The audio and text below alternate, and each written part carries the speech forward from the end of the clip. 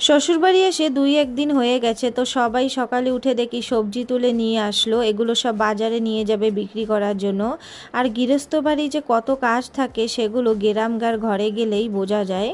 আসছিল জল আসার দিন, তো এত ব্যস্ততা, সব কিছু ধুয়ে জল ঠল ভরে সবাই মিলে তারপরে মাংস নিয়ে আসলো। সেই মাংসগুলো আমি ধুয়ে দিলাম। তারপরে দিদি বলল তুমি রান্না করো, দিদি একটু ব্যস্ত ছিল করে। মাংসগুলো রান্নাঘরে নিয়ে এসে সব মশলা দিয়ে হলদি লবণ মরিচ পাউডার দিয়ে একটু তেল দিয়ে এগুলো মেখে নিলাম। বেশিরভাগ রান্নাটা চুলায় রান্না করা হয়, কেন কি এত লোক গ্যাসে রান্না করা সম্ভব না। তারপরে আমি চুলাটা জ্বালাবো।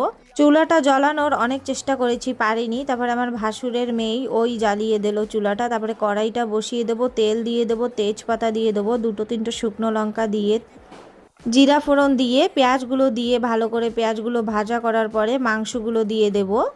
মাংসগুলো ভালো করে নেড়ে চেড়ে ভাজা করব। তারপরে দিদি সব কিছু মশলা পিষে রেখেছিল, আদা রসুন পেঁয়াজ বাটা, সাথে গোটা গরম মশলাও পিষে রেখেছিল একবারে, তো সেগুলো দিয়ে দিলাম। তারপরে মাংসগুলো ভালো করে নেড়ে চেড়ে ঢেকে দেব।